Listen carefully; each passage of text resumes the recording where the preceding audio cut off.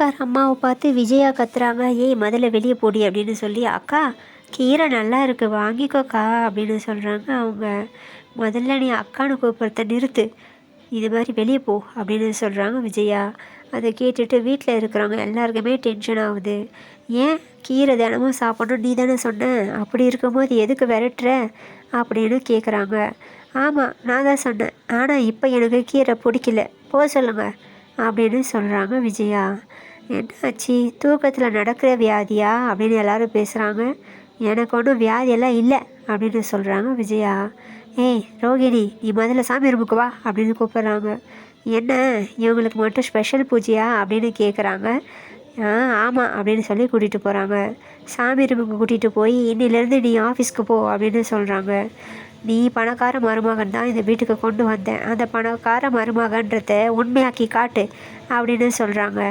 சரிங்க அத்தை, உங்கள் ஆசீர்வாதத்தோடு நானும் மனோஜும் சேர்ந்தே நாங்கள் வாழ்க்கையில் முன்னேறுவோம், நாங்கள் பணக்காரர் ஆவோம் அப்படின்னு சொல்கிறாங்க. அதை கேட்டுட்டு சரி சரி நேரத்தோடு கிளம்புங்க அப்படின்னு சொல்லி அனுப்பிச்சி விட்டுறாங்க. இந்த பக்கம் சீதாவுக்கு கல்யாணம் நாளைக்கு காலையில் ரெஜிஸ்டர் ஆஃபீஸில் அப்படின்னு சொல்லிக்கிட்டு இருக்காங்க.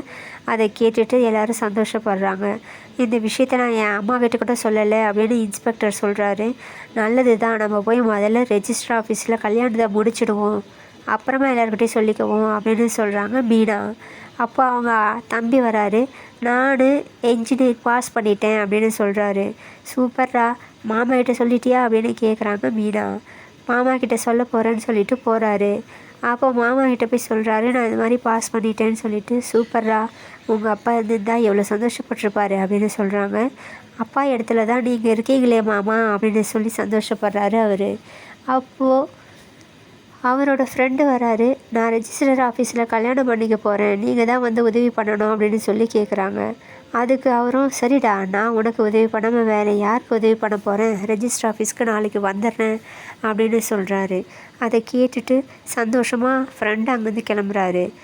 அப்போ அவங்க மச்சினைக்கிட்ட சொல்கிறாரு, நீ பாஸ் பண்ணதுக்காக நம்ம வீட்டில் விருந்து வைக்க போகிறேன் அப்படின்னு சொல்லிட்டு சொல்கிறாரு.